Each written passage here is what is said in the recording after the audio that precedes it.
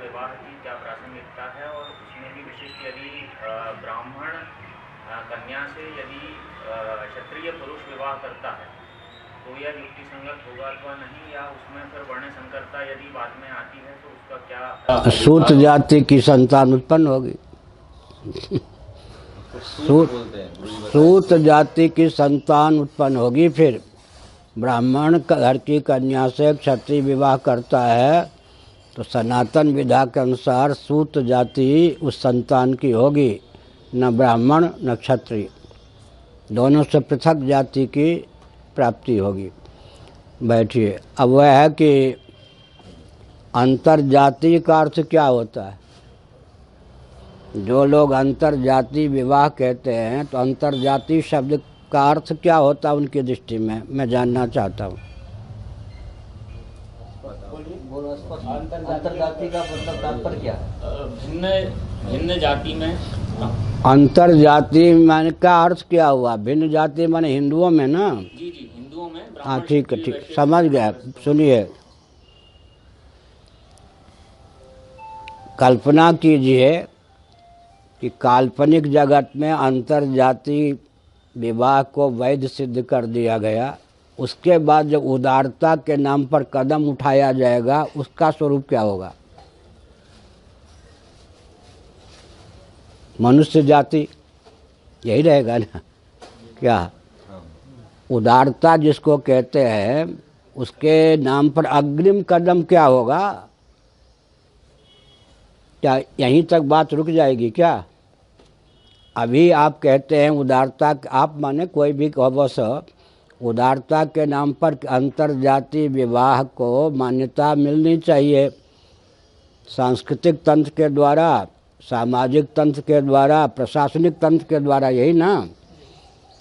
कल्पना करने में क्या आपत्ति है? मान लीजिए इसको मान्यता मिल गई, अब व्यावहारिक जगत में अंतर्जातीय विवाह प्रारंभ हो गया खुल्लम खुल्ला, अभी किंचित संकोच वश है, तो आगे जो फिर संतान होगी उसके दृष्टि में वह संकीर्णता सिद्ध होगी या नहीं होगी? वो कहेंगे क्रिश्चियन भी क्या है, मनुष्य हैं, मुसलमान भी मनुष्य हैं, पारसी भी मनुष्य हैं। फिर मनुष्यों में ये क्रिश्चियन, हिंदू, मुसलमान, ये विभाजक रेखा कलंक है। अंतर्जातीय विवाह का अगला अग्रिम कदम क्या होगा, स्वरूप क्या होगा? मानव जाति विवाह अंतर। उसके बाद में फिर तीसरा कदम क्या होगा? पहला कदम अंतर्जातीय विवाह, दूसरा कदम होगा मानव जाति विवाह, तीसरा कदम क्या होगा? अगर बंदरिया को, बानरी को विधिवत प्रशिक्षण कर दिया जाए तो पत्नी का काम क्यों नहीं कर सकती है? इसलिए उससे विवाह होना चाहिए। ये सब होगा या नहीं? छागी को, छागी समझते ना, बकरी को अगर प्रशिक्षण दे दिया जाए तो उससे विवाह करने में क्या आपत्ति है? तो अंततोगत्वा यह होगा, ये पतन का स्वरूप होगा या विकास का स्वरूप होगा? माने विकास के नाम पर, उदारता के नाम पर यह सचमुच में पतन के गर्त में पहुंचाने वाला प्रकल्प होगा या सचमुच में उत्कर्ष की ओर ख्यापित करने वाला होगा?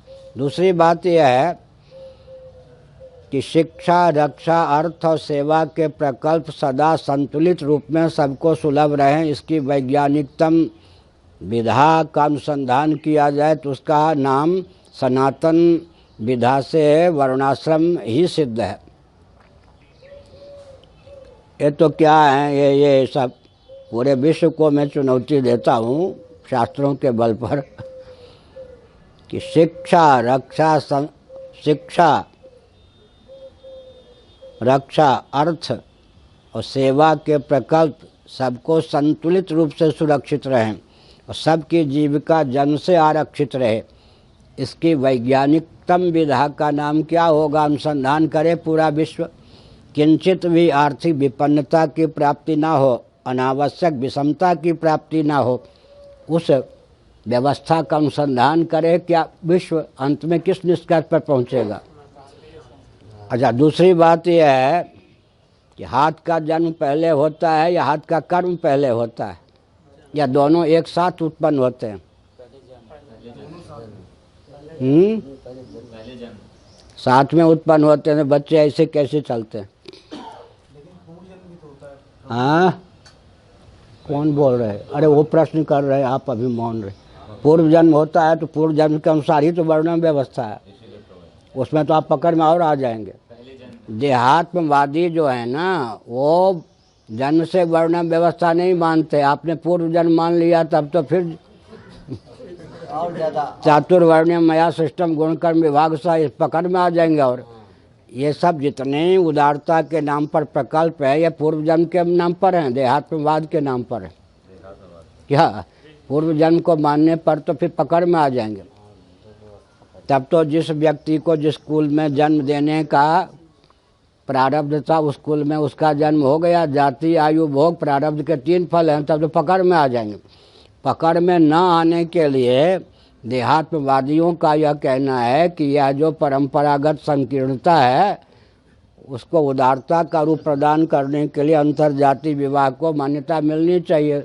तो समान वाचो युक्ति से हम प्रश्न करते हैं कि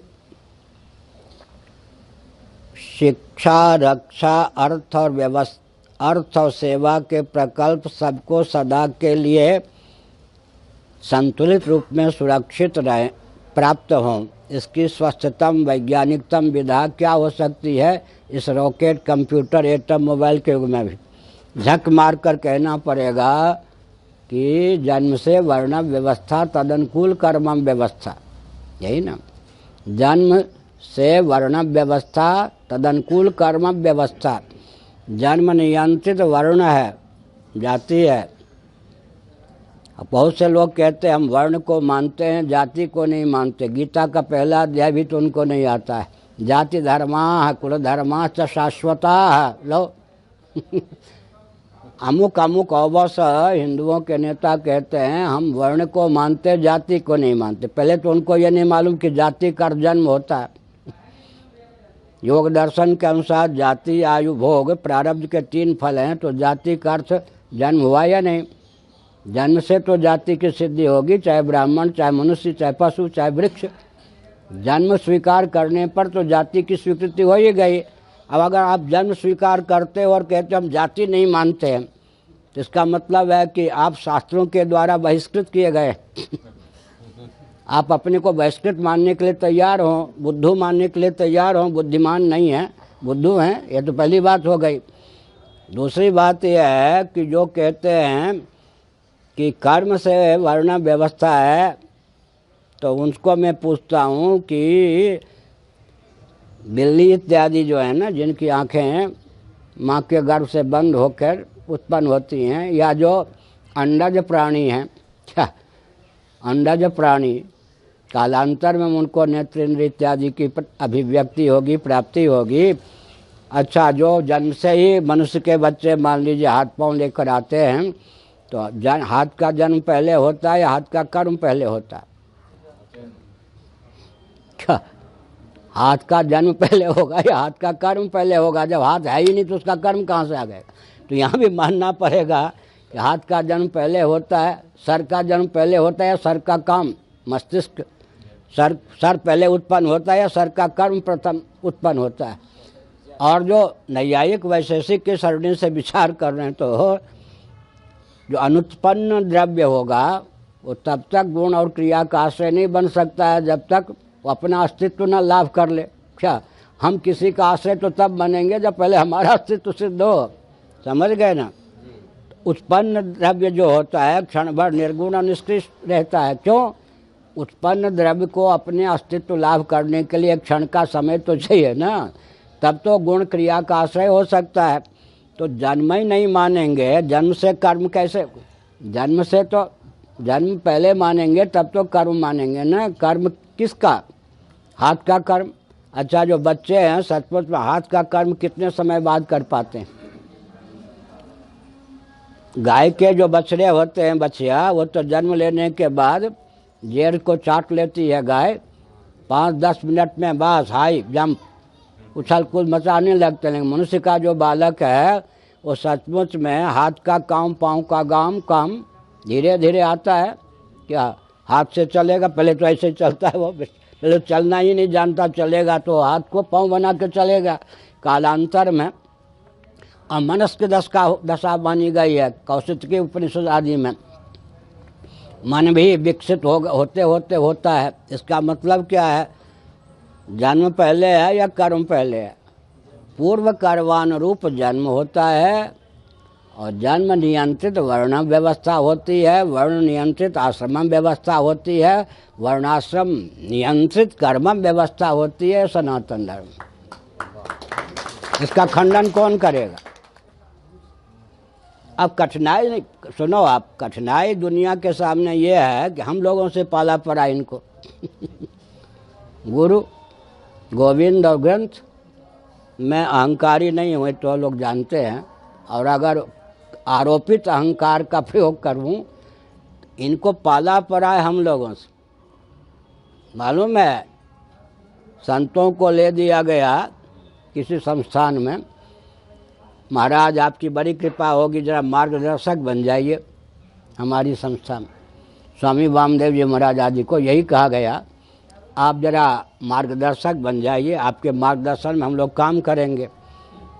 वो ठहरे भोले भाले संत, मार्गदर्शक बन गए कि मार्गदर्शन का पद तो बहुत ऊंचा होता है।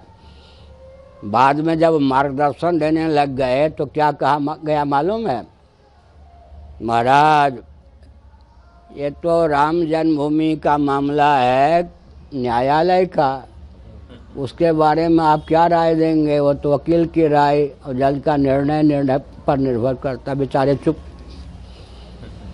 अब महाराज आप मार्गदर्शक तो अवश्य ही हैं, आपको मैं प्रणाम करता हूँ, लेकिन माला जपने का, ध्यान करने का, खंडन चित्सुखी अद्वैत शुद्धि भागवत पढ़ाने का यह प्रसंग नहीं है। यह तो सामाजिक या अर्थ शास्त्र की बात है, तो इसमें तो आप हमारा मार्गदर्शन लीजिए ना। मार्गदर्शक महोदय से कहा गया कि आपका कोई क्षेत्र ही नहीं है जिसमें हम आपसे मार्गदर्शन ले सकें। हमारा कार्य क्षेत्र वो है जिसमें आपकी गति नहीं है। तो वामदेव जी ने कान में कहा, लो ये तो हो गया, हमने कहा आपको पहले मना किया था मैंने। तो श्री वामदेव जी महाराज जैसे महापुरुष फिसल गए माने भावुकता में आकर के, नीति निपुणता, संत पूरे, विद्वान पूरे, लोकेशना आदि से विनिर्मुक्त पूरे। अब वो तुलसीदास जी, अभी मैं तो राग कृत्रिम वीर रस में बोल रहा हूँ। रामचरितमानस में लिखा है, भले भवन अब वायु दीन्हा, है या नहीं? तो अब कठिनाई इनके सामने ये है, ये जब कहते हैं महाराज आप तो आचार्य हैं, शंकराचार्य हैं, संत हैं, बचपन के बाबा हैं, हमने कहा ये सब तो ठीक ही बात है, अर्थशास्त्र का विषय है, इसमें तो अर्थशास्त्रियों की राय ली जाएगी, आपकी थोड़े ली जाएगी। समझ गए? हाँ, कांग्रेसी कहते हैं कि मनमोहन सिंह जी की राय ली जाएगी, और वाजपेयी क्या कहेंगे? वित्त मंत्री कौन है? जेटली जी की राय ली जाएगी। आप तो कौन होते महाराज? इसमें तो मौन रहिए। अब ये नहीं कह सकते क्या, हमको ये डरा नहीं सकते हैं, क्योंकि विश्व बैंक अपनी आर्थिक सारी गुत्थी मुझसे सुलझा चुका है। अब इसको ऐतिहासिक प्रामाण्य है 5 मई 1999 को, 5 मई 1999 को संभवतः 5 मई 99 हो सकता है। 5 मई 1999 को विश्व बैंक ने अपनी सारी गुत्थी, मूल गुत्थी, विश्व बैंक की गुत्थी कहीं नहीं सुलझ चुकी थी। मुझसे का अर्थ क्या होता है मालूम है? हार मांस नहीं, वैदिक वांग्मय। हम क्या हैं? वैदिक वांग्मय हमको परंपरा से प्राप्त है। अब वो ये नहीं डरा सकते हैं कि अर्थ का विषय। अब ये नहीं कह सकते महाराज आप तो भोले भाले बाबा लोग हैं, ये राजनीति का विषय है, तो हम कहेंगे राजनीति की पहले परिभाषा करके बताओ तब हम देखेंगे। समझ गए ना? अब वो ये नहीं कह सकते सीमा की सुरक्षा का प्रश्न है, जो मैं वाक्य बोलता हूँ, मेरा नाम लिए ना गाली का प्रयोग करना है ना गोली का प्रयोग करना है। सारी बात तो प्रधानमंत्री भी मेरा नाम लिए बिना मेरे शब्दों का प्रयोग उनको करना पड़ता है। इसका मतलब क्या हुआ? सीमा की सुरक्षा को लेकर जितने हमने सुझाव दिया, अंत में घुमा फिरा कर कहीं सुब्रह्मण्यम स्वामी जी के माध्यम से, कहीं राजनाथ जी के माध्यम से, कहीं मुख्यमंत्री प्रधानमंत्री ने स्वयं अपने माध्यम से उसको स्वीकार किया। समझ गए ना? इसलिए अब ये नहीं कह सकते कि अंतर्जातीय विवाह, हम कहेंगे अंतर्जातीय विवाद क्यों? आगे जितना कदम आप लोगों को उठाना है पहले उठा लो ना, कल्पना में, यहाँ बैठ के कल्पना में पहले उठा लो। क्या आगे दूसरा कदम क्या होगा? अंतर मनुष्य विवाह। फिर क्या होगा? वो तो पहले हो चुका है। पंच भौतिक शरीर, स्त्रियों का भी है पुरुषों का भी है, समलैंगिक विवाह। और माननीय दलाई लामा जी भी इसको मान्यता दे चुके हैं। समझ गए? माननीय दलाई लामा जी भी इसको मान्यता दे चुके हैं, समलैंगिक विवाह। तो वंश परंपरा चला के दिखा दो समलैंगिक विवाह में। तो अंतर मानव विवाह, अंतर मनुष्य विवाह, उसके बाद क्या होगा? अंतर प्राणी विवाह। और लिखा है हमारे यहाँ पहले से लिखा है, क्योंकि कई वाली बात मालूम है ना, महाराजा दशरथ वाली स्थिति किसी पुरुष की ना हो जाए। आपटे का शब्दकोश देखिए, संस्कृत हिंदी। महाराजा दशरथ वाली स्थिति ना हो जाए, को भवन में मरना न पड़े जाके। तीसरा विवाह अगर किसी को करना हो तो पहले ढाक से करे, अर्क से, वृक्ष विशेष से विवाह करे। तीसरा उसको पत्नी बनावे, नहीं तो उसके घर में वही कांड होगा जो 3 विवाह करने का फल मिला दशरथ जी को। वृक्ष से भी विवाह का वर्णन है। तो अंत में अंतर प्राणी विवाह होता होता क्या होगा? होता होता ये विकास अंत में सिद्ध होगा या विनाश सिद्ध होगा? मनुष्य और पशु के सांकर्य से जो संतान की उत्पत्ति होगी वो विकास की सीमा में आएगी या ह्रास की सीमा में आएगी? इसलिए दूसरी बात है, ये जो है भुजदंड, इनका कार्य कोई और करके दिखा दे तो। इन भुजदंडों को किस विश्वविद्यालय में निसर्ग सिद्ध परंपरा प्राप्त संस्कार संवेद बनाया गया। ये जन्म से निसर्ग सिद्ध संस्कार संवेद हैं यानी भुजदंड। शरीर के किसी अंग या प्रत्यंग पर वार की संभावना हो, चिंता किए बिना, टूटने फूटने की चिंता किए बिना आ जाते हैं या नहीं? यहाँ तक कि हम सब प्रसुप्त है, गाढ़ी नींद में बुद्धि भी अहंकार भी सो जाता है। तो बुद्धिपूर्वक अहंकार पूर्वक आदेश वहाँ हो ही नहीं सकता है, नहीं हो सकता ना। तो फिर मच्छर जब काटने आता है तो किसकी आज्ञा से? भुजदंड अपने आप उठ जाते हैं। मच्छर अगर बहादुर निकला, भग गया, चतुर निकला तो कम से कम जहाँ काट के वो भगा वहाँ खुजला लेते हैं। मच्छर चपेट में आ गया तो कचूमर हड्डी पसली निकाल देते हैं। एक छात्र धर्म इनमें है या नहीं? क्या किस विश्वविद्यालय में? अब प्रशिक्षण के द्वारा इतनी होती है। सब्यसाची कोई होते हैं, कौन? अर्जुन जैसे दोनों हाथ से समान रीति से। अब तबला जब हम बजाते हैं, मैं नहीं जानता, ये जानते हैं, ढोलक तबला हारमोनियम सब बजाना जानते हैं, गाना भी जानते, कथा भी, शायद नाचना भी जानते हो। तबला जो बजाते हैं ना, तो प्रशिक्षण के द्वारा क्या होता? अभ्यास के द्वारा जो दक्षता दाएं हाथ में है वो बाएं हाथ में डाल दी जाती है। क्या बाएं हाथ में? तबलची का तो बाएं हाथ भी ऐसे चलता है या नहीं? मृदंग वाले का, वो प्रशिक्षण के द्वारा। लेकिन स्वभाव से ही बाएं हाथ की अपेक्षा दाएं हाथ का प्रशिक्षण जन्मजात अपवादा स्वरूप कोई बाम वाला होता है। हमारे द्वारका के शंकराचार्य महाभाग कृपापूर्वक बाएं हाथ से ही हस्ताक्षर करते हैं, उनका बाएं हाथ चलता है। तो हम संकेत किया है ना दाएं हाथ में। अच्छा, बृहदारण्यक को प्रश्न करिए, आँख तो दोनों हैं, दाएं आँख की विशेषता है या बाएं आँख की अधिक दीप्ति किसमें है, बाएं में या दाएं में? नाक है या नहीं नाक?